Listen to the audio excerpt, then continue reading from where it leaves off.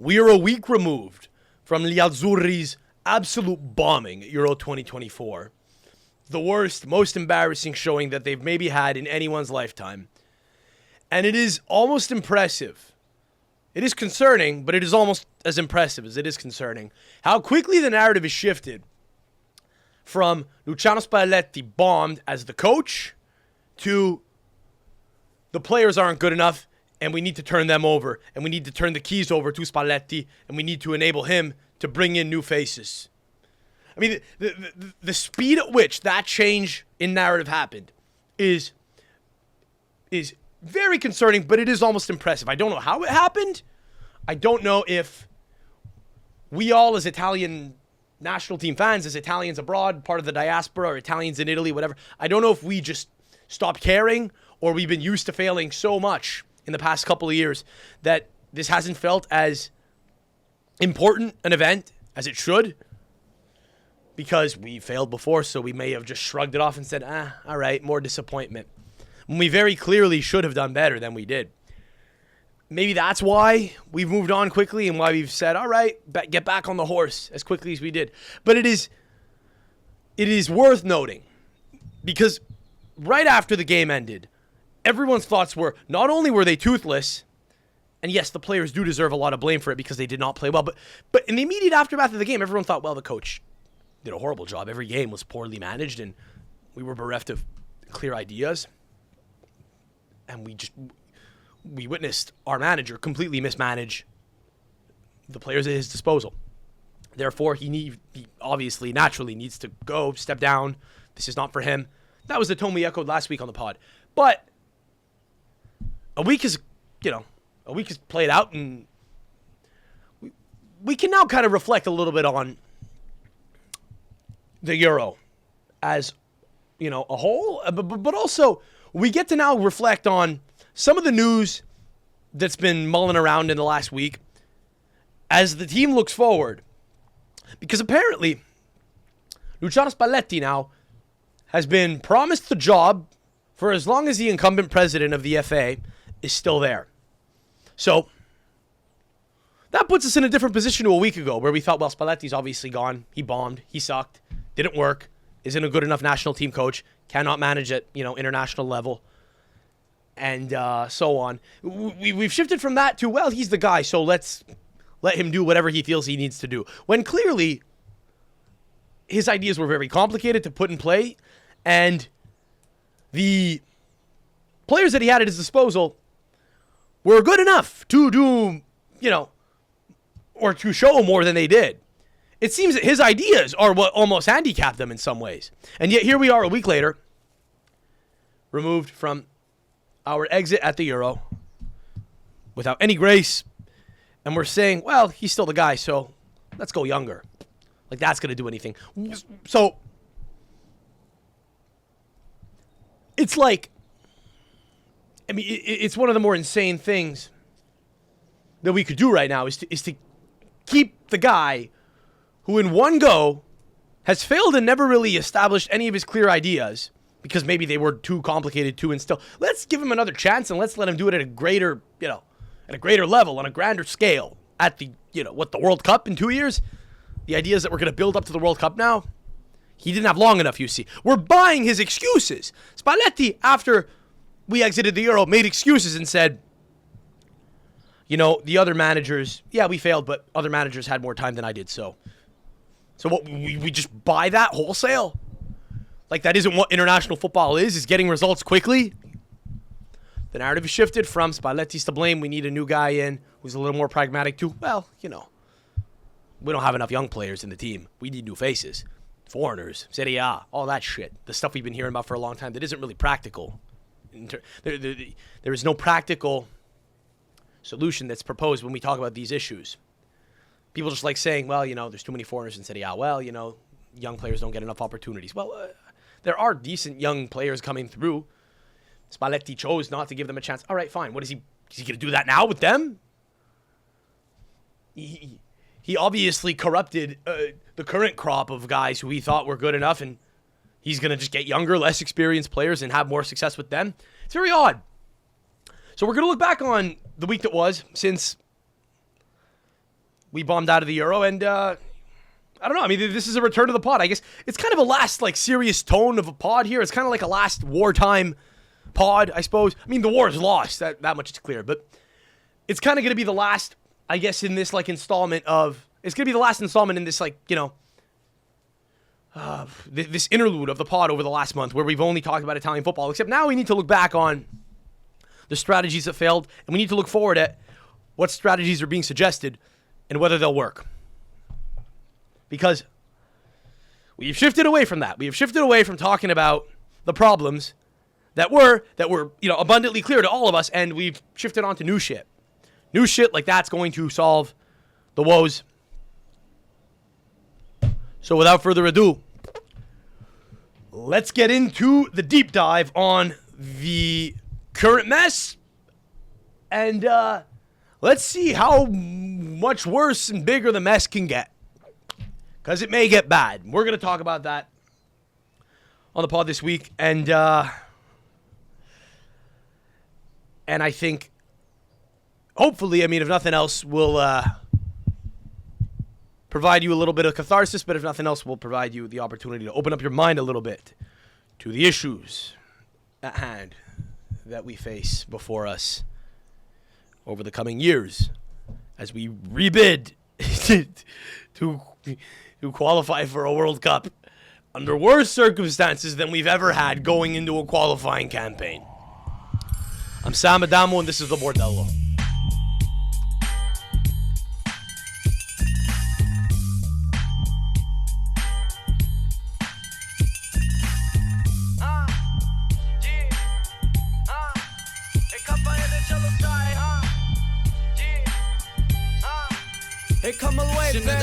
All right, what's going on, folks? Hope you're all doing well. Welcome back to another episode of Greek Football TV. I'm outside here with Dilo, who's back on the show. This is our first outside pod of the summer. It's Greek Football TV because we're two Italian guys and we talk about Greek football. That's what we do here. We watch the Greek national team and we celebrate when they score, and when they don't do what we go, no. Ohi. Ohi. Ohi. What? Ohi. Is that the only Greek word you know? Ohi and ne. Ne means yes. Ohi means no. Really is a disgusting language, isn't it? There's not much to it. There's not much. Actually, there is a lot to it, but. Well, no, I would agree with you. It's a very complex language. It's one of the things that makes it hard to stomach, hard to digest. It's a little bit surprising that the Greeks have never gone full, like Turkey. They haven't gone full current modern day Turkey, because the Greeks have it in them to go very nationalistic. They're just too lazy to do it. The Greeks are maybe the most racist people on earth. In terms of like superiority complex, it's the Greeks and then it's everyone else. But the Greeks, the problem with them is, you see, they're too lazy to have the get up to even like try to get together a racist party that could take over a government and like start instilling Greek pride and trying to take over the former empire. Because the Turks think that they have, some kind of weird, like, it's a little Mussolini-esque. The Turks have this weird revisionist idea of like land that they have like a claim to. And they would probably argue that parts of Greece should be Turkish. All of Cyprus, parts of the Caucasus and shit. There's this weird like pan-Turkic movement. It's a strange ideological, this intellectual idea. It's very surprising that the Greeks haven't just said, we should take over Turkey. That's what's fun about those two peoples. They both think they should dominate each other. And really the rest of the world looks at them and says, we don't want to be Turkish. But Demiral the other day scores those goals and he posts the wolf and he goes, how great is it to be a Turk? No one has said that other than a Turk, ever. Like, be honest. Like, if someone, told you could win the lottery, but you got to be the rest of your life. You got to live out the rest of your life as a Turk. You try to date a guy. You try to date a woman, right? She's like, where's your family from? You got to say Turkey. Are you taking that deal, or are you at least thinking about it? No, it's definitely taking into consideration. Exactly. You got to live the rest of your life as a Turk. Well, that's the great. By the way, so that what I'm doing here is what they do. The great thing about being from a country in kind of like the European subcontinent or that whole general area is you get to say we're the best and no one else. Like, I'm doing what I'm claiming they do now, which is saying, bro, being Italian's the best. There are a lot of Italians who think, bro, we're the best. Everyone wants to be Italian.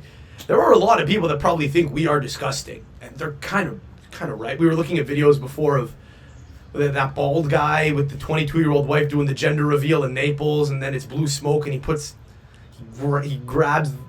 her ass. That's trash. That's that's a chunk of Italy. Look, let's not get too distracted.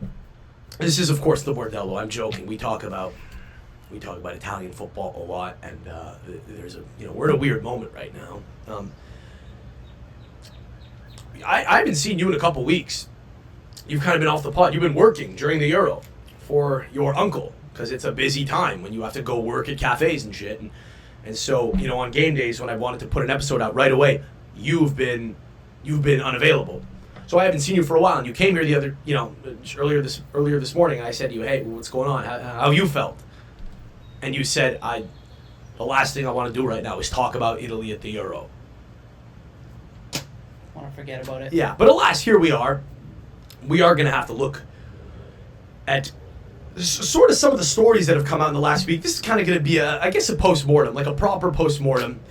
We're going to revisit and rethink the Euro campaign on whole here. And again, I know that's not something that you probably want to do. I'm sure you've been trying to forget about it. Going deeper down the hole and gambling on other games and shit and just to try to forget. It's like after a breakup, you just try to get laid by as many, soulless women as you can. You're just putting money down on fucking England to lose. Are you betting against England at every possible opportunity? No. Okay. I think I bet on them. I've had enough of people saying that Gareth Southgate. I have had enough of people from the British, from the Isle of Britain. Okay, so it's not just English people. It's also like just people from Scotland and Wales who kind of pay very close attention to countries from there. I've had enough of people overestimating them. Okay, what I mean by that is, I'm not just talking about England. Like when Scotland's in a tournament, everyone in fucking England and Wales and Scotland's like, oh, hey, I reckon Scotland could do something. And they never do. They always fucking bomb, Scotland never makes it out of the group of any tournament they're ever at. And yet, because I consume so much like British football content, I'm always hearing about how can Scotland get out of the group. And I'm always thinking, yeah, they got a shot. They never have a shot. Kind of like the opposite of Canada. Unless they're like you and they place a future on them to win the whole Copa America.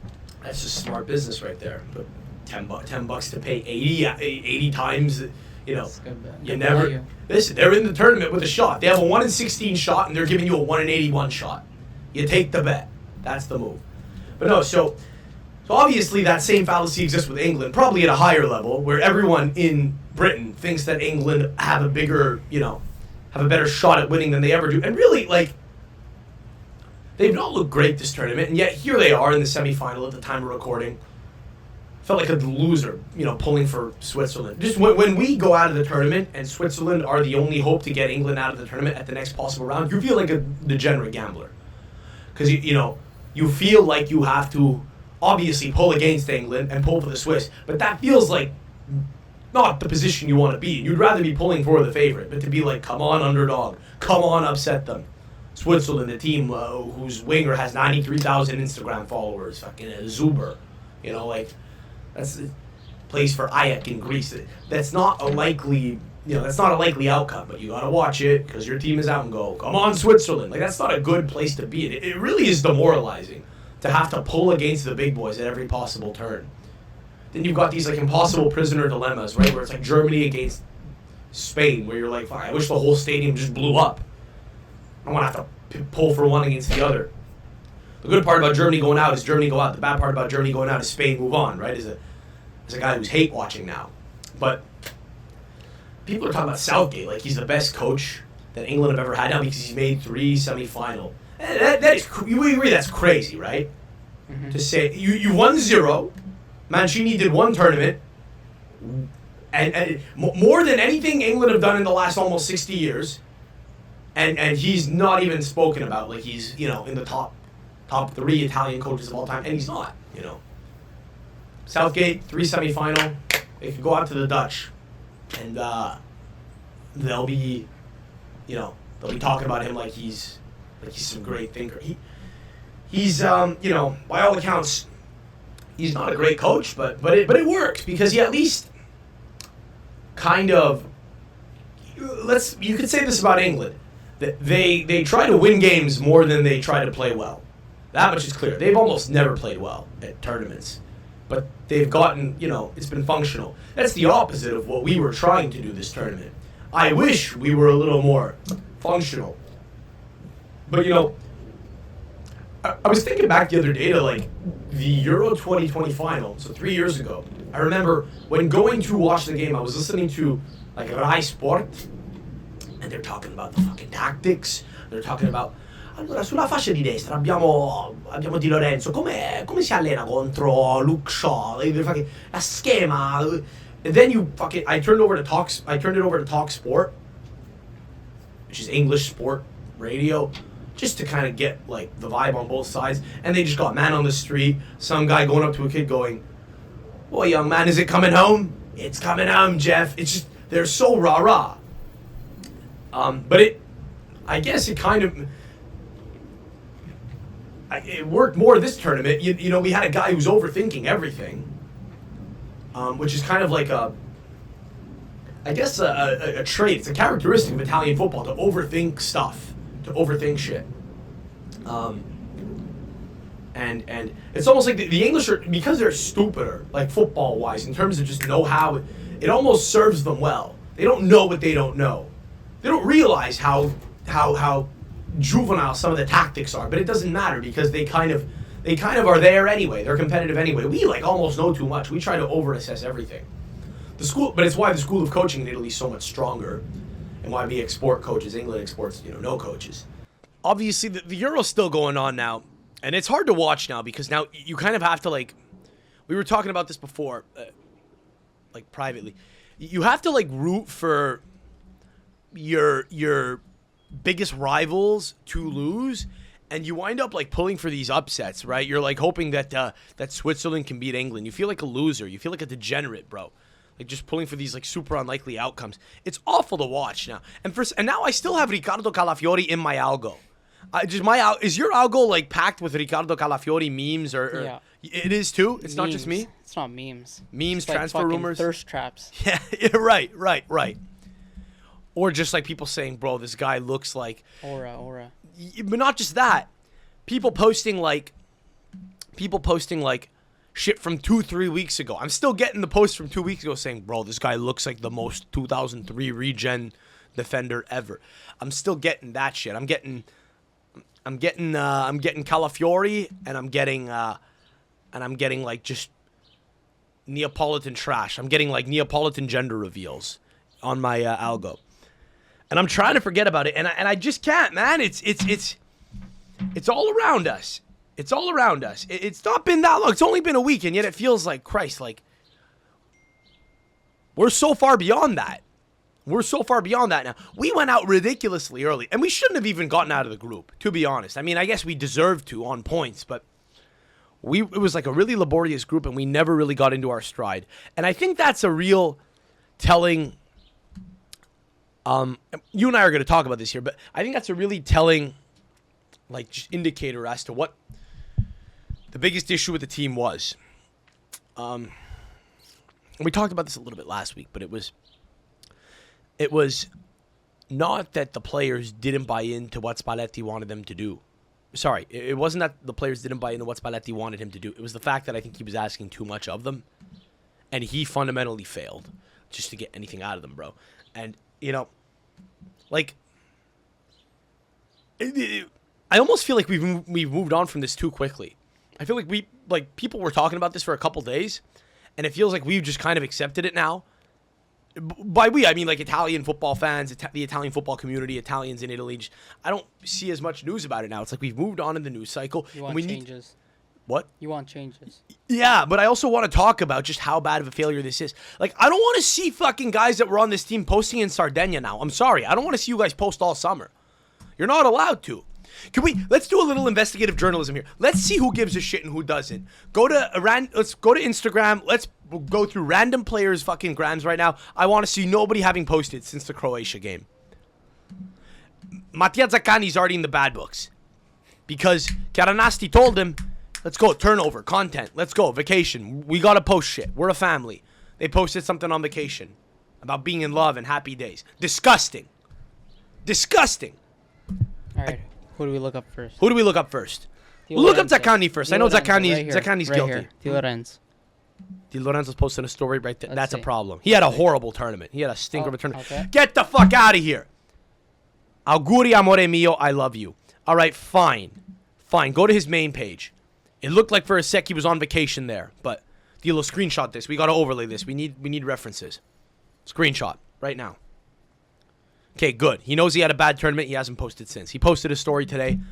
Had a little scare. Screenshot. You know how to do that? Not on the Mac. Command Shift 4. Command Shift 4. I'll do it. Go. Command Shift 4 and drag.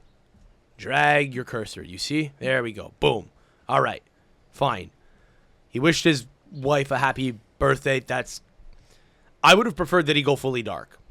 Not for nothing, but, you know, he's got to live with her. That's fine. Next. By the way, what's Marco Verratti posting right now? Marco Verratti's Marco Verratti's living large. Yeah, he's with Alcaraz and Sergio Reguilon at Wimbledon. Marco Verratti's with Charlie Alcaraz from Juventus. No. Carlos Alcaraz. The tennis player. Okay. And what a crazy Charlie Alcaraz, the guy on loan from Boca Juniors or fucking Southampton. Saw a post today. Okay. Marco Verratti at Wimbledon. There he is, living large, fucking. Okay, it wasn't on his story. Living large in fucking in the Middle East. Look at this. He looks like he's in a. We won't overlay this here, but he's in like his backyard in a pool. He's posting his wife's ass in what looks to be a Middle Eastern oasis. Green grass and palm trees in the Middle East. I mean, he doesn't want to play. He doesn't want to play for Spalletti right now. They don't look like they're having fun. Fucking Verratti's the only guy on earth right now living larger than us. Fucking, I was telling you before, we look like it feels like we're like at a Syrian uncle's house right now, just eating fucking free Palestine watermelon. Fucking, we have a fruit tray. We have a fruit bowl and nuts and coffee on a weekday. Every time I eat watermelon now, I just feel like I'm betraying my Jewish friends. Chiesa, nothing. Chiesa, nothing. Fine. Next. Scamacca had better not post anything. He did not have a great tournament. Nothing. All right. Fine. That's fine. Keep going. Donnarumma. Hold on. Barella. Nothing. No. That's fine. Well, at least they know. At least they know not to. Nothing. Not to do anything right now. They know they have to go dark. They've got to still be feeling it. If they're posting now, it means they don't care, and that to me is not good. That to me means you don't realize what a colossal failure it was. Ryan Cristante, God help him. Nothing. Excellent. Zaccagni posted something. We know that, all right. You want to see? But it was a shared post with the wife. But he should not have accepted the fucking post. I mean, you follow Christian Zaccardo? Who? Oh, never mind. That was Cristante follows him. Yeah. I love that. I love that. Like Cristante plays for Roma, so he just doesn't follow Cristante. Sorry, Cristante plays for Roma, so he doesn't follow fucking Zaccagni. You're just looking up guys he follows. So this to me is not good. This to me is unacceptable. Zaccagni posted. Yeah, he posted him on vacation wearing sandals. Gross. Okay, well, anyway, it seems like most of them know to at least go dark. Is he posting a story today too? When does it end? What is his story? If it's him like with his babies, that to me is not good. It's got to be like, honestly, I literally don't know what could be acceptable from the post right now. Yeah, him with his son, buongiorno, him in the gym. I don't need to see him in the gym right now. And now he's posting the laughing emoji. You got to be miserable. I don't want to see this shit. I don't want to see this. If you're on vacation, do it quietly. Shut up. Go home. Go home. If you were planning on going on vacation, go home. You don't deserve to. If you're gonna do it quietly, or go home. That's it. Just You need to accept what a colossal failure this is. I feel like there's been like a real... this is concerning. I'm a little concerned with how little there seems to be any like level of scandalization about Italy's Euro performance. We should be scandalized, okay? And there are a number of issues right now that we could point to, okay, as having been like causal for the poor performance, okay? Really three, okay? One is like the federation, the big heads who kind of appointed arguably the wrong guy and who mismanaged the last coach. We talked about that last week. The second thing is the coach and how we manage the squad. Then the third is the will of the players themselves and their quality. Now, can we agree on one thing? Now let's have a conversation here, okay? Was the team good enough to beat Switzerland? Yeah. Yeah. If we had Don Carlo Ancelotti at the helm, do you think we would have beaten Switzerland? Or do you think we would have at least, if we had lost, Probably. put up a thrilling performance? You know, it would have had to have been a crazy game for us to lose. I don't blame the players. Neither do I. You could tell where they were giving clear instructions on a way to play. Which is crazy to do at a tournament where you don't have any time to instruct them on the vision. And, you know, to be fair, Spalletti has had, like, no success at club level, really. Other than, like, in terms of actually winning, he's never been the best. He's never managed the best team in his country, except for on 2 occasions. But once was in Russia with crazy money and a bigger budget than everyone else. Okay, so at Zenit, he won titles. And the only time he won in Italy was at Napoli, and he kind of got the job on the back of that. Prior to that, he was a guy who a lot of people found to be an overthinker. And I think Mourinho 15 years ago, actually, I saw a clip of Mourinho 15 years ago talking about how Spalletti is an overthinker. Can I pull, you know what? Let me send it to you right now, because it was actually really compelling. It was in Italian. Tell me to look at it, like what to look up. Okay. Because my phone's not connected here. Okay, hang on. Wait, what? If I text it to you, it won't. Yeah, it there's won't. something wrong here. Wait. Okay, no, I think you could text it to me. Yeah, go ahead. Okay, no problem. But you know, it's kind of been known for a while that Spalletti is a, you know, I guess just look. He has a decent pedigree in that he's managed a couple of top clubs in Italy, and he has, I guess, one of the more impressive long-term like pedigrees of guys that were coaching at this tournament. But he's never been a guy who people would look to and say, let's turn to him for, you know, a guaranteed result. You could look to him for, you could look to him as a guy who will get you to play a certain way, or will at least try to. He's been trying to play the same way pretty much his whole career. He's kind of an ideologue. It's a term I throw around sometimes. I think Nima Tavali is the first guy I ever heard say that. He was talking about, years ago, Maurizio Sarri, saying he's an ideologue. Which he is. He would not be a good coach at the Azzurri. He would not. Arguably. Ideally, you kind of want a guy who's able to make do with, or you know, put together something quickly. Right? Now, again, Southgate's able to build something. It may not be that impressive.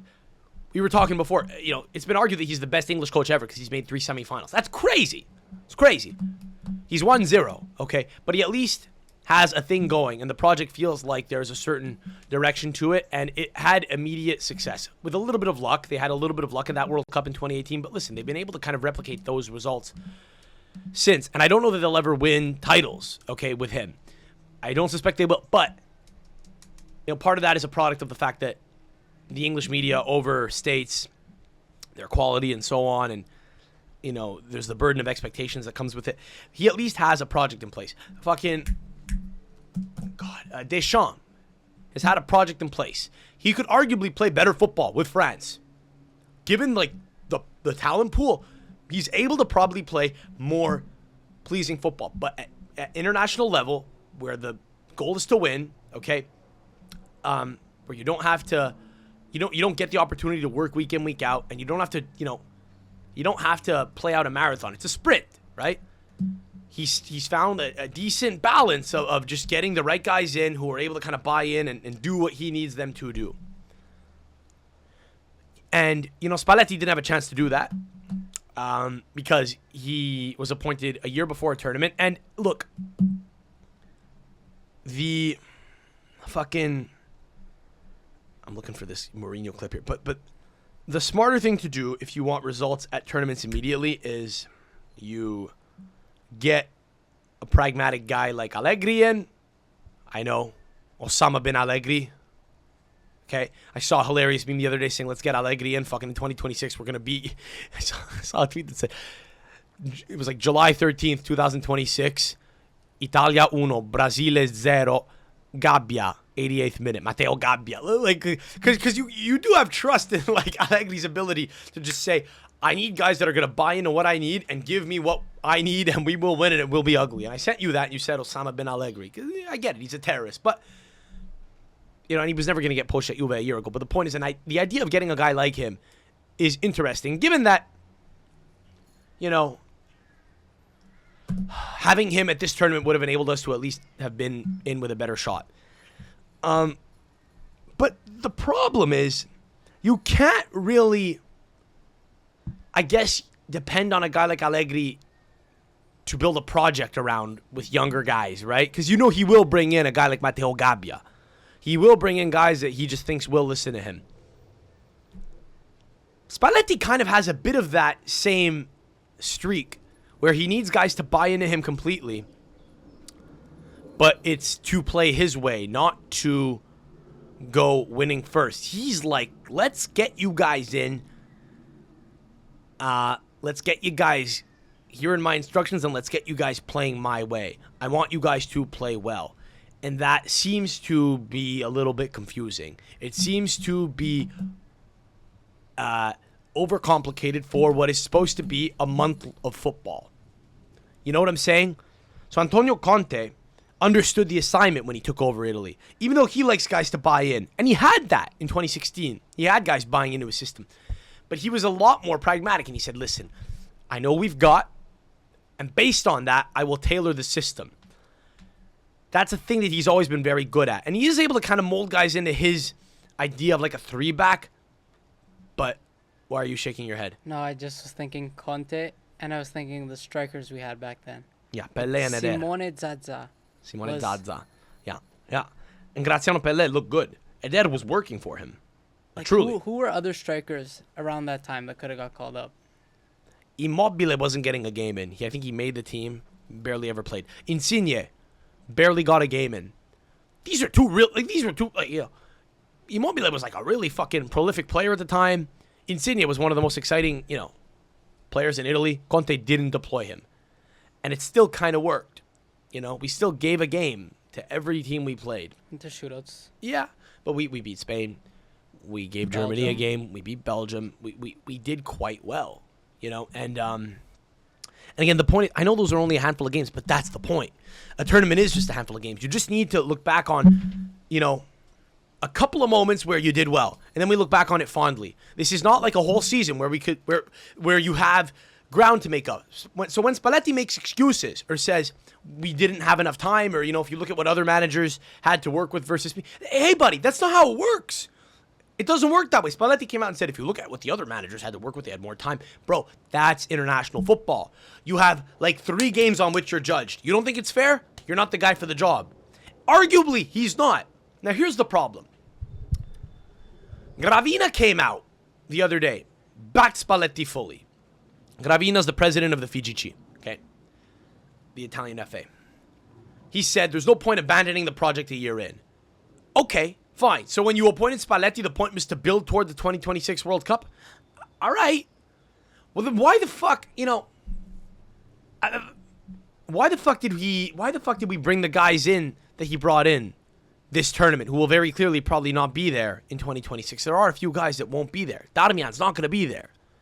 El Shaarawy's not going to be there. Again, it was like a half measure where he's like, listen, let's get the best guys that are available now. And again, you have to do that to an extent in a tournament. There has to be a little bit of a core, then there has to be a bit of a turnover where, you have guys that are playing well now and eventually they get too old and they fall out of form and you get rid of them. Fine, but just, it feels like the project was really poorly executed.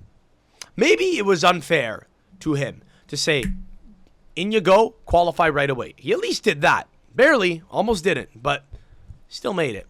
But it was like everything we were doing was by the skin of our ass. Qualified by the skin of our ass. Out of the group by the skin of our ass. Lost in the round of 16. You know, like It's just you see other teams. Who did Switzerland play in the group? Germany, Switzerland, Scotland. Germany, Scotland, and Hungary. Like against Scotland, a much weaker team than Italy, put up a better fight than Italy. Right. Well, yeah. That's what I think a lot of people are frustrated about. We yeah. didn't look competitive at all. No, we did not in that game. And you know, not just that game. Spain, even Right. Croatia. right. The Albania game after they woke up for a couple minutes. Listen, the Croatia game required individual brilliance from two guys who I last week highlighted as being the two guys with the most balls on the team, Donnarumma and Calafiori. Without Donnarumma, that game was lost. Without Calafiori saying, fuck it, I got to do something here, game was lost. They were trying to move the ball, and nothing would have come of it. They were trying to move the ball, look for an opening, it wasn't coming. You need a guy to break the space. You need a guy to break the lines. You need a guy to open the game up. That should be Chiesa. He tried every time he got the ball to at least play positively, but, you know, didn't have a great tournament anymore. I mean, I think Chiesa's kind of, like, suffered a little bit of this like, Living off the hype. perception of him being this stud because of all the TikTok compilations of him in 2021, of him sliding on his knees to Rondo da Sosa. Honestly, if there's no Rondo da Sosa, if there's no, in Italy call my friend, wagwan, there's no hype around Chiesa. I mean that. He's a decent player who we say, all right, good off the bench, good player, should be in the team, but no one goes, Opa, it's Messi. Which is what people currently say. Under Pirlo, he was a superstar. Yeah, and then That he tore his season, ACL. yeah. You know, so I guess because he tore his ACL, and that may be affecting him now. It seems that he's a little more apprehensive now to take guys on. I don't know if that's true, but I don't think At the beginning when he first came back, it was very true. Now he's kind of. I don't know if he's doing it to the same extent as people are talking about, but I have noticed it a little bit, and so, but he's still burdened by this expectation that he's got to be the guy all the time because again, TikTok compilations of his highlights. He's a recognizable name. Like now, if my aunt comes over and Chiesa comes on, okay, she doesn't watch Serie A, but she's like, oh, good, Chiesa. He's kind of like a name that's kind of like, you know, become eponymous with the Italian national team for, you know, for this current crop of players. And I get that that's all right. Every country kind of has that. Every country has players that are a little bit of a cut above who you need to step up. But the only reason we got out of the group is because a couple of guys stepped up. The only reason we would have gotten out of that Switzerland game is if a couple of guys stepped up. And we saw that they didn't have the balls to do that, and that's fine. But you want them to be well coached enough or confident enough to say, we could all help each other here. And, you know, we're all kind of like creating a positive compound effect through our play. As opposed to, well, this is going nowhere. We got to give it to this guy and hope he breaks a line. You know? And that's where not having a guy like Verratti's bad, because Verratti on his own, or a guy like Tonali on his own, is always like just going to get the ball, look up, and try to play the optimal pass. Not just, okay, play out of pressure. Yeah, exactly. Like, not having Bonucci affected us. You know, I'm not saying I would have taken the Fenerbahce Bonucci, but, or the Besiktas Bonucci. Where did he fucking play? Fenerbahce, I think. I think it was Fenerbahce. It doesn't matter. But you know, the typical Bonucci that you would get, right, for most of his career was, has the ball, looks up, tries to play forward. You know, Bastoni couldn't do that. Clearly. He was really impeded by, we were really impeded by his inability to play the ball forward. And it's not really how he kind of plays. He tries to play on the ball like a modern defender, but he's not. You know, Calafiori's clearly a little more technically adept. And so... Well, Calafiori was able to do what he did because there was no midfield. If you have a midfield like Tonali, Verratti, Calafiori's not the one taking up the ball like that. Arguably not. But, you know, if everyone's playing like mental midgets, he just says, hey, fuck it, we got no time. That probably happens regardless. But I see your point. Yeah. But ideally, you wouldn't want to have to rely on the individual brilliance of guys with balls. That's my point. When you leave it to the balls of individual players, you're throwing it to the wind. And you then have, you know, guys that are kind of just languishing. But I think Spalletti chopped their balls off. Arguably, yeah. You want a coach who's able to instill them with the confidence to play bravely, but also collectively play bravely, which is what which is what you see from sides that play well together, like the current Spain team or like our side, 4 years ago, and like they know. Arguably, even like the Turkey side. When you look at Spain, they work as a group. They knew where their players were going to be. They were able. They have their star players who are going to take the ball, bring it up, but they also had the help to get to those spots. That's right. Now, suppose they had a horrible coach, right? Same players. You will have some guys whose performance is tail off, and you will still have Nico Williams every time he gets the ball try to play forward, probably. You know what I'm saying? Like, you have a few guys that are still going to try to make a difference, but it's less effective when you're not working as a unit that's like operating cohesively. And so this is a lot of talk to say. This is a lot of words. I don't know if people are even following this here, but this is all to say, like, Spalletti, probably is not the guy to take the team forward. Now, whether we think that or not, he's currently employed by them and he wants to keep going with it, and he has the vote of confidence of the presidency. Now, there's going to be an election in November, and I think it could be a very messy year, because if Gravina gets ousted, which he very well may. How does that work? There's an election. You run for the election, and you get voted. Who are the people voting? I think it's the clubs in Italy. I think it's the. Oh yeah. I think it's clubs. Yeah, I believe so. I don't know. I think it's all clubs. Okay. I think it's all clubs. I'm not totally sure. Could be all pro clubs. So that would be like Serie A to Serie C. Now, I've heard rumors that now if a new president comes in, they might just sack Spalletti. Then World Cup qualifying starts in fucking the spring. So all of a sudden, you're in the same position as you're in a year ago, where you're about to start a qualifying campaign, right? About a year before a tournament, and you bring a guy in before the first round of games, pretty much. So that might be a really challenging position for us to be in. Now, ultimately, what this comes down to is, okay, I think Gabriele Gravina, okay, to quote Logan Roy from Succession, is not a serious person. We saw they're not serious people, okay? Gravina is not serious. To say, we're going to build a project here, you're the guy. No, you're not a serious man.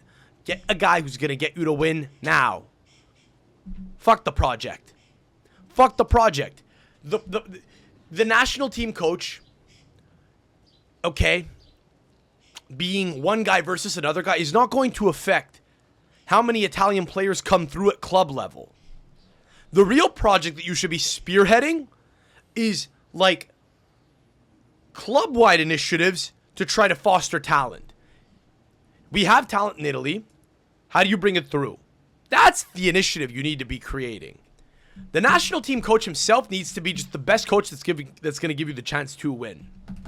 Okay? We're not Bayern Munich. Okay? We're not a club that's going to say, hey, listen, we got our senior team and we're going to develop kids and we're going to play the same way from, we're not Ajax saying from 7 to the senior team. We all play the same formation. No. That's not how it works. The coach is the best coach available. He does what he wants with the best crop of talent that is available out there.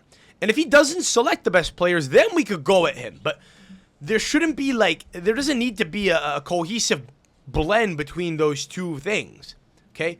You pick the best coach you can. If he was a serious man, he would have picked Conte a year ago. Seriously. He would have bit the bullet, paid Conte, and Conte would have given you a better run for your money. Maybe Conte would have wanted to coach at a World Cup. He gets tired quickly. Conte doesn't take bullshit. Gravina might have been a bit of a micromanager. I don't know that it would have worked with Conte. That could have been a reason why Conte might have even refused the job. I'm not really sure how it went, but... Well, he's kind of got the same kind of situation at Napoli now. What do you mean? With De Laurentiis. A micromanager? Yeah, Kinda. that'll be interesting to see how that works out, right. But, yeah, I don't know that that'll last long, but he could turn them over. He could, He could do something that he would be personally satisfied with and be good for his ego. And then, De Laurentiis is happy because he has the club in the hands of a good custodian for a while before, they fall out. Yeah, you're right. But, I know that Carlo Ancelotti doesn't want to leave Real Madrid, but there were rumors a year ago that he might He was supposed to go to Brazil. Why are we not trying to get him in as the Italy coach? You don't think he would want to? He's in his 60s. he would love to coach the World Cup in Canada. I think his wife's Canadian right now. His current wife. Gotta wait for that Real Madrid kind of tail off. What's the word I'm looking for? Like right now You're good. they have supremacy. No. Yeah, supremacy. You want it to wear off a little bit. Yeah, because he's just riding that, and it doesn't look like it's gonna stop. No, you're right. You're Mbappe. right. But if he just But if he just decided, you know what, I'm turning the keys over. I want Give a new it 5 challenge. years. 5 years? Fuck, man. We've been saying that for the last 10. In 5 years, Ancelotti's going to coach Italy. But that's a guy who you'd feel a lot more confident in because he would instill confidence in the players. Coaching Everton? Premier League, man. I guess. Just getting into the Premier League. How long did he stay there? 1 or 2 years? I don't know. Something like that, yeah. But look, weird. It was a little weird, and I think eventually he said that it's enough of this, and it was I saw. Seems like such a low tier. I saw a meme. I saw a meme like he had like fucking he had like these 2 fucking academy products on the bench like playing rock paper scissors, and that's when he realized we got to get out of here. Look, but I think that like if Carlo Ancelotti's coaching this Italy team, okay, granted it's not the best Italy side you've ever seen, but he's at least instilling them with a little bit of confidence, and he's telling them the right sweet nothings that they need to hear in order to play be the best versions of themselves. As cliche as that sounds, I truly think that. So that tells you everything you need to know, man. Like Spalletti's just not the guy for the job. Now, here's the thing. He is going to stick around, whether we like it or not. And so, what does that mean? What does that mean? Well, if you're to believe rumors, he wants to totally turn over. Jesus, I can't speak. He wants to totally turn over the side by bringing in younger players. All right, fine. But the problem isn't that we didn't have young players. We had guys that were like all, arguably, at ages before they'd even hit their prime. Many of the players in the side didn't hit their stride yet in full. Okay? Like Raspadori's a 24-year-old guy. It's not a young player, but you would think he'll be in full fruition in 4 years. He'll be in his final form in 4 years, A couple years under Conte, that might do him well, He's a talented little player. 24 years old right now. Fratesi, 25. Again, I think Scamacca's young too, no? Scamacca's 25. Again, these aren't young players, but they're young. guys that have not yet hit their ceiling. There's no problem with keeping that core or trying to work with them. Again, I don't think that Fratesi on his own is going to do anything, okay? I think he's a guy you could have in a system that works. But just give you an example of a guy that's, not old, right? It's not the fact that we don't have enough young players. I think the problem is Spalletti thinks he can now trust the guys that are currently in the setup. Spalletti feels like the guys that he had failed to do what he needed them to do. So what I think he's going to try to do is instill his ideas in the young, malleable minds of the current crop of youngsters in the hope that it works out. That could work if you want to build a project over like an entire cycle. I'm very concerned about the prospect of having him for an entire cycle. I don't think he is. I don't think he's able to be flexible enough. If you're gonna have him as the coach, you do need to kind of give him the keys to the kingdom, because otherwise it will not work. I'm just not convinced that will, bear fruit. So, I'm seeing like Gazzetta the other day came out and said that that like certain players are on the chopping block and certain other players will be, included. And I want to go over this in a little bit here. Just pull up the Mourinho thing I sent you, just before we kind of get into the players and so on, before I forget. This is something I think Mourinho said like 15 years ago, dude. This might have been like 2008, 9. Play it out loud. Restart the video. Ranieri e Spalletti è solo prime time. Io ogni volta che arrivo nello spogliatoio, il giorno della partita, clic, Spalletti in stampa. Sempre. Lui parla alla stampa prima della partita, all'intervallo, dopo la partita, parla con uno, parla con l'altro, è amico di Laria, è amico dell'altro, è amico di Mauro, è amico di tutti, parla con tutti. Ranieri e Spalletti. All right. It's a good point. I'll translate. First of all, because, not everyone speaks Italian. Second of all, because that's Mourinho. Portuguese. Mourinho speaks it like an immigrant. He called Spalletti a primetime manager. The idea being that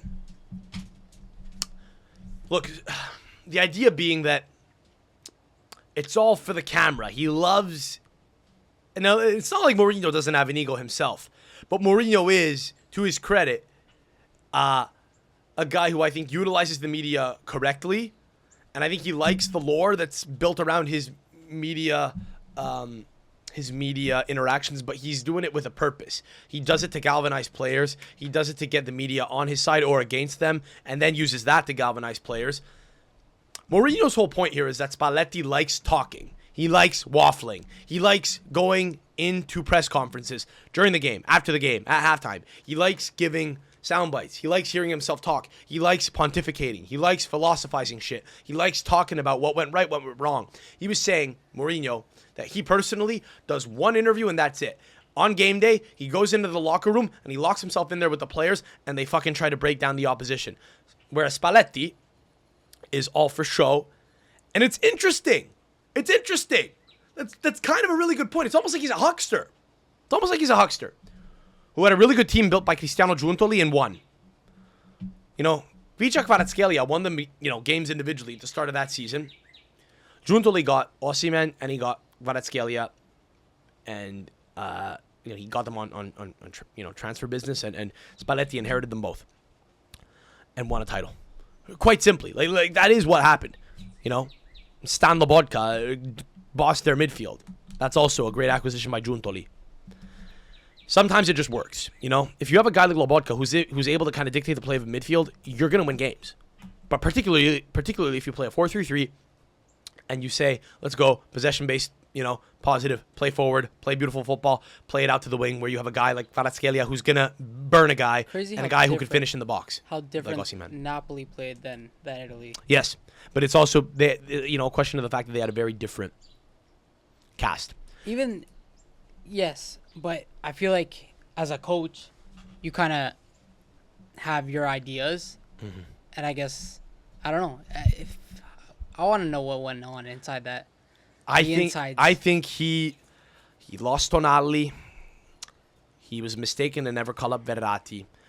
He lost Scalvini, who could play on the ball all right, I guess. I don't even know if he would have started, but it might have incentivized him to play the 3-back. Who knows? If Scalvini hadn't gotten injured, we probably never would have had Calafiori, to be honest.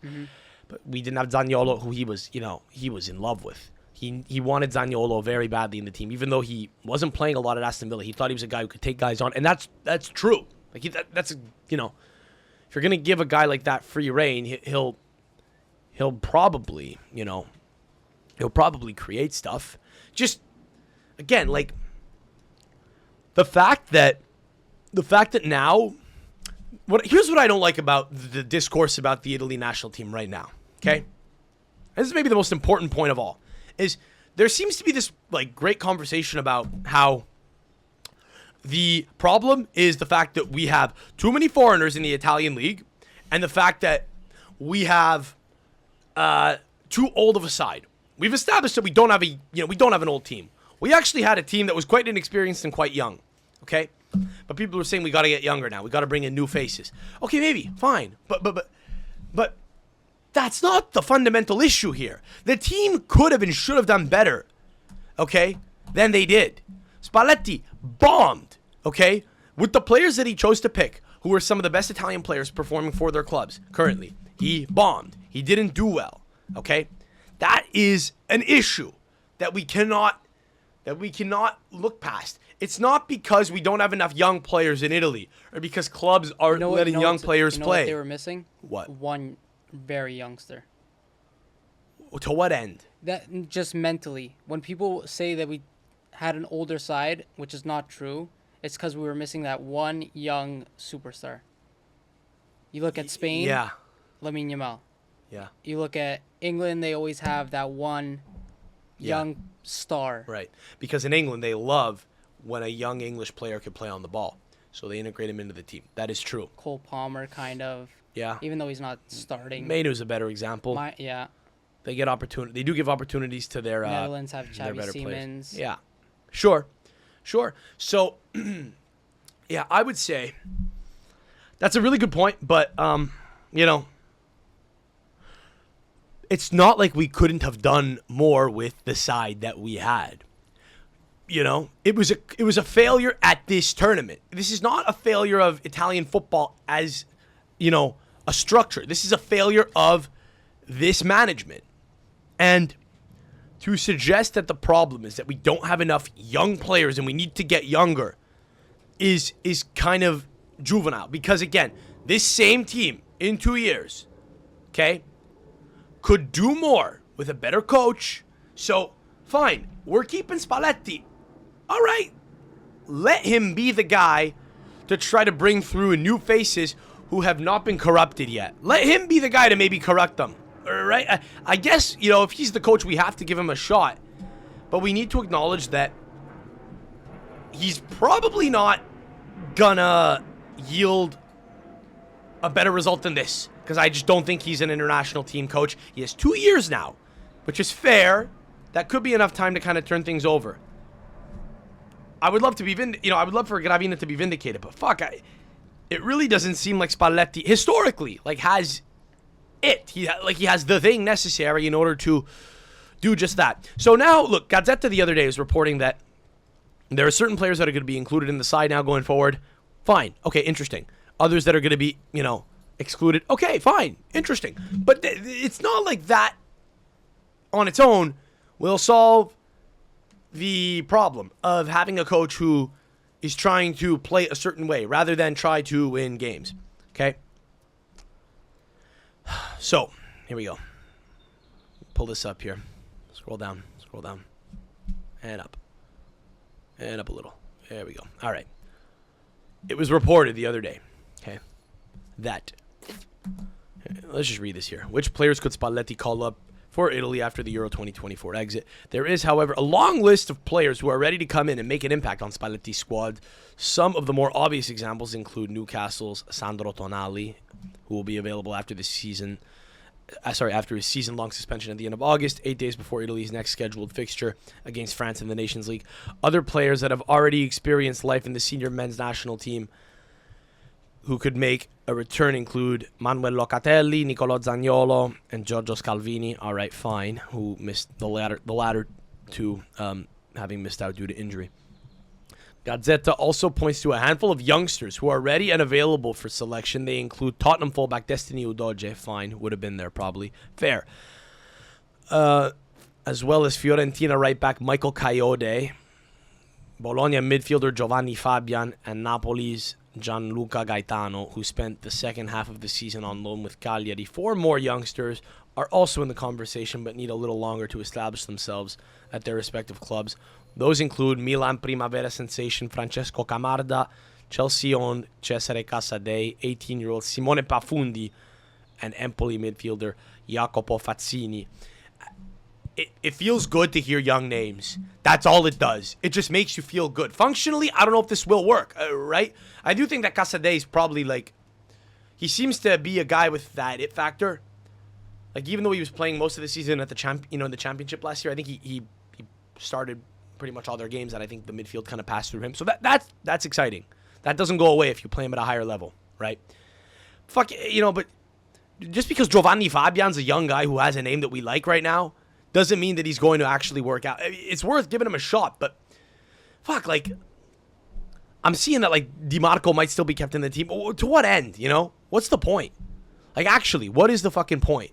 I think he's solid. Why? Even though he had a horrible tournament and he doesn't play quickly. With Inter, he does. He's not fast enough.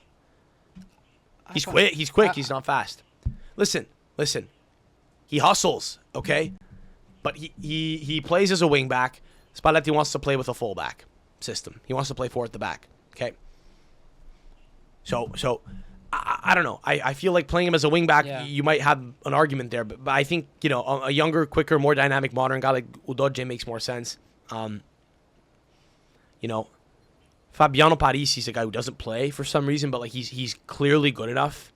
If we could get him to play in a fucking back 4, he's a nice, modern, quick playing quick playing fullback. You know, I don't know. Just you don't have to keep guys around because they have names that you like and recognize. You've got to have guys that are going to play with Spalletti the way that he needs them to play. It would seem that DiMarco's not able to do that. You know, so it's just having young players doesn't fucking do anything. Like, it's fun to look through the list of, like, you know, U17 and U19 players, okay, who won fucking, you know, the Euros last year and this year, and say, look at this, we have young players, we have young talent, bring them in. All right, but they need to kind of, you can't go right from youth football to senior football. You need to be brought through by your club. So Michael Coyote is a guy who did get played this year at Fiorentina. So maybe you bring him in, but who the fuck else do you bring in? You know, realistically, from those sides. I think it's too early for any of the other ones. Casadei, maybe, depending on the season he has. Depending on the season he has. He's good enough. He needs opportunities. Give them the next season. Camarda is probably going to get some time with Milan. Maybe. I would like to see, you know, that'd be great if he did. I would like to see, you know, Tommaso Baldanzi get to play a little more at Roma. Because he's an exciting, you know, modern fucking player. But you know, it's not like we have a ton of like young forwards coming through. I mean, we have Camarda, who's a kid. He's a child. He's 16 years old. Same age as Yamal. He's younger than 16. Yamal. Yeah, he's a year younger than Yamal. They're both 16 now. Yeah. Which is pretty crazy. Yamal's turning 17. It doesn't matter. I'm not going to... Well, actually, you're right. They're a year apart. You're right, effectively. But again, he's not been given an opportunity at club level. Whereas Yamal has been starting for Barcelona. Correct. And there's very little reason to think that Camarda probably wouldn't be able to do the same if he were at Barcelona. At Milan, who the fuck knows? Italian football's slower. Legit. Like, you know? So... But it's not like we have a great crop of like young forwards. You know, like the Italian youth teams are punctuated by these guys, these forwards who just never score goals. They're there for the vibes. Literally, bro. Like there's this one guy named Duccio degli Innocenti. Duccio, like Duccio Mussolini. It's not really relevant. His name happens. His parents are freaks, obviously. Duccio degli Innocenti is gonna be in Serie D in 4 years. Okay. He's going to be a guy in fucking Serie D with a name like Duccio. With no prospects for when football ends. Because his name is fucking Duccio. Like, we have so many fucking guys that are just there for the vibes. Literally, bro, we have like just guys that don't score, but they're there because they are of the correct age and they play at the forward position. They don't score, but they're there for the vibes. It's a handful of players that are arguably, you know, ever good enough to make that jump. So to say they're young, let's get them in, is kind of hopeful. Like Pafundi. Why is Pafundi going to play? I know he's 18 years old. And not even starting at Empoli. He's at the St. Gallen right now, I think. Or he was at St. Gallen, a Swiss team, where he made 18 appearances this past year. I looked it up. 3 goals.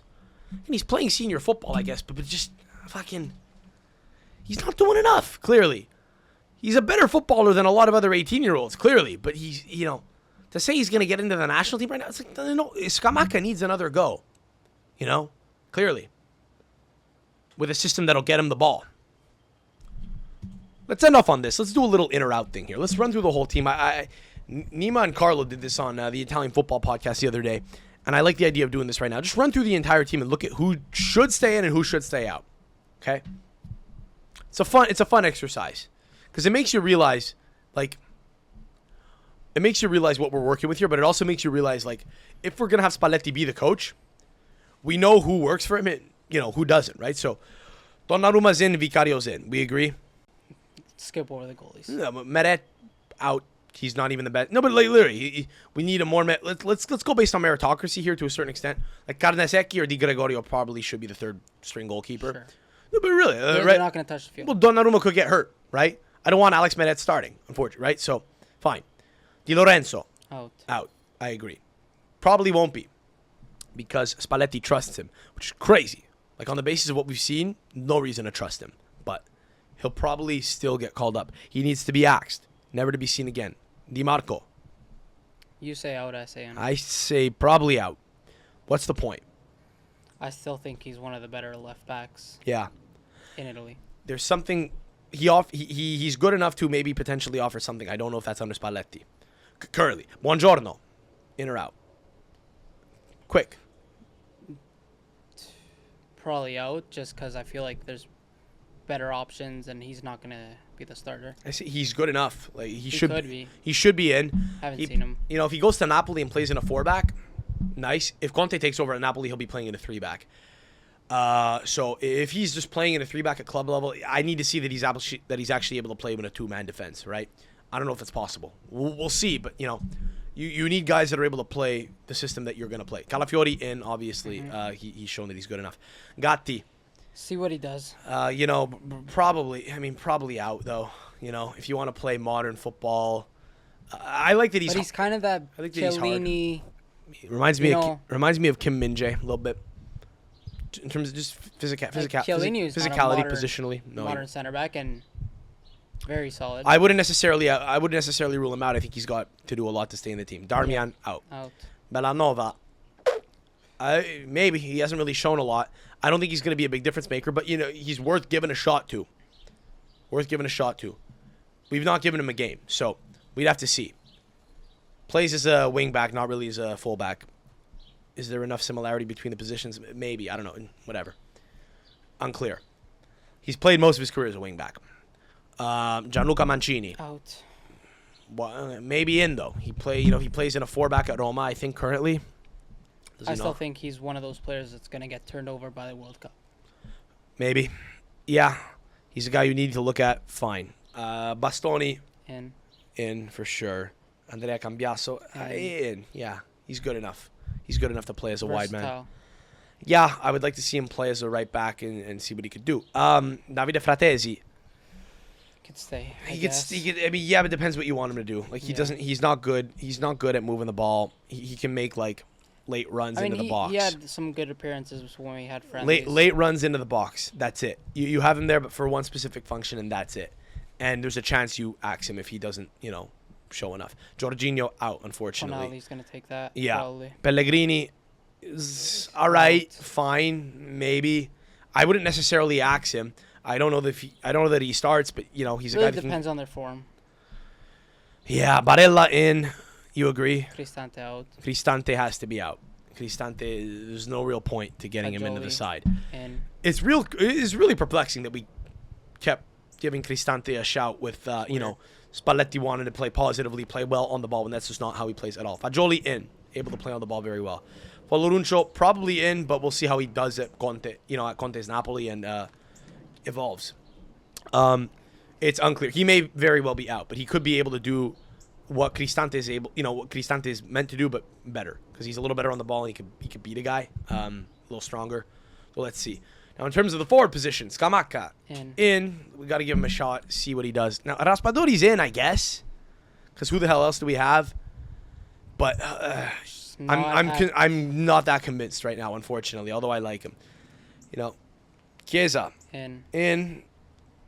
Off the bench would be great. Have him coming off the bench. To inject a little energy into games, great.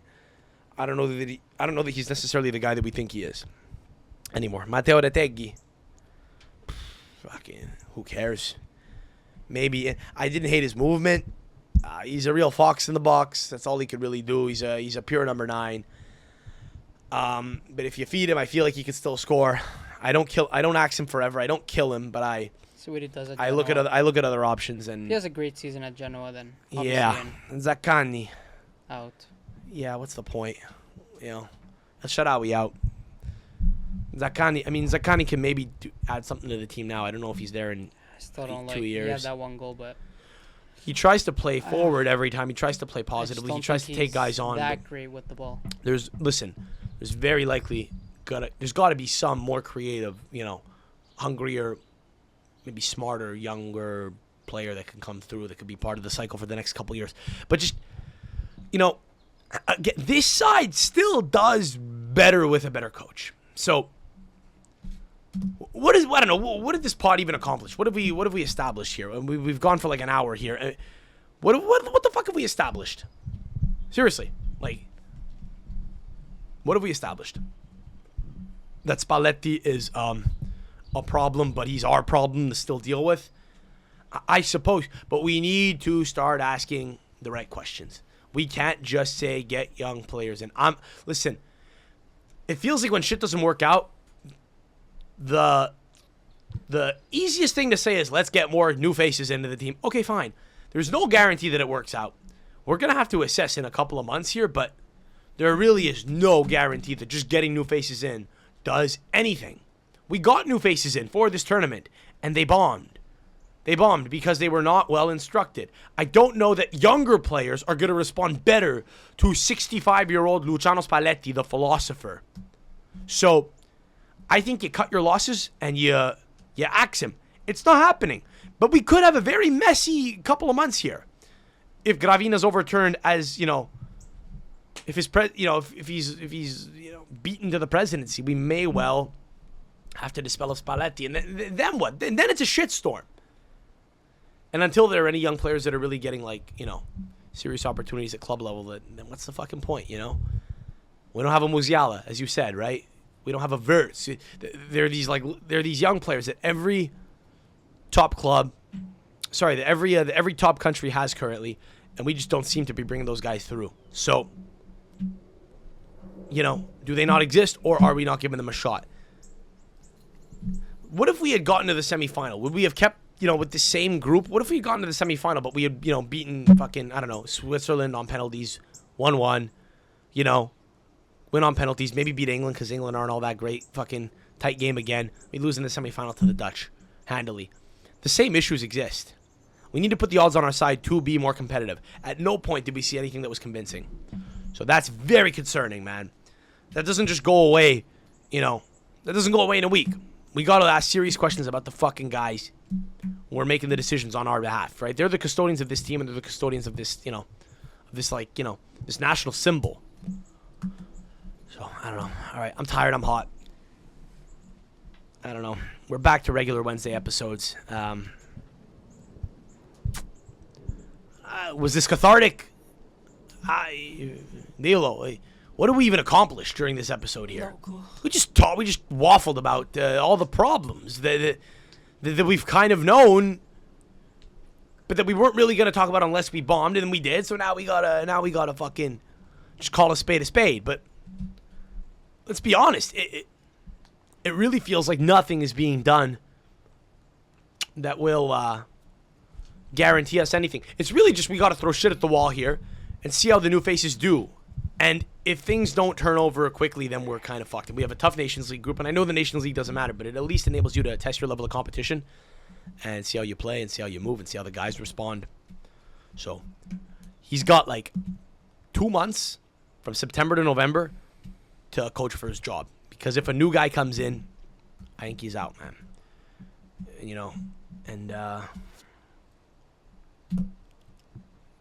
Max Allegri beckons.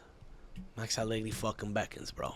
So listen, if you enjoyed the pod, toss a like on it. Fucking sub if you're new, and you could follow us at I'm Sam Adamo. And I guess we'll have to kind of we might give it a rest as the summer wears on here, but we'll revisit this in the weeks and months to come. So till then, thanks for tuning in.